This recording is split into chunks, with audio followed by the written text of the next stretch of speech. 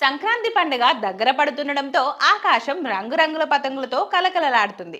అయితే ఈ గాలిపటాల పోటీల్లో పైచేయి సాధించేందుకు కొందరు ఉపయోగిస్తున్న చైనా మాంజా సింథటిక్ దారం అమాయకుల ప్రాణాల మీదకు తెస్తుంది. సాధారణ నూలు దారంలా కాకుండా ఈ మాంజాకు గాజు ముక్కలు, ప్లాస్టిక్ మరియు లోహాలు పొడిని పూయడం వల్ల ఇది అత్యంత పదునుగా మారుతుంది. దీనిపై ప్రభుత్వం నిషేధం విధించినప్పటికీ కొన్ని చోట్ల యథేచ్ఛగా విక్రయాలు జరుగుతూనే ఉన్నాయి. కేవలం పతంగులు ఎగరవేసే వారికే కాకుండా రహదారులపై ప్రయాణించే వాహనదారులకు, ముఖ్యంగా ద్విచక్ర వాహనాలపై వెళ్లే వారికి ఇది మృత్యుపాశంలా మారుతుంది. ఇటీవల హైదరాబాద్ శివార్లో కీసర్లో జరిగిన ఘటనే ఇందుకు నిదర్శనం.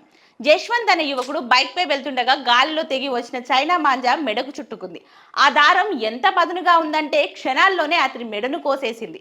తీవ్ర రక్తస్రావం కావడంతో వెంటనే ఆసుపత్రికి తరలించగా అతనికి ఏకంగా 19 కుట్లు పడ్డాయి. అదృష్టవశాత్తు ప్రాణాపాయం తప్పింది, కానీ కొంచెం అటు ఇటు అయినా పెద్ద ప్రమాదం జరిగి ఉండేది. ఇలాంటి ఘటనలు ప్రతి ఏటా పండుగ సీజన్లో పదుల సంఖ్యలో నమోదవుతున్నాయి.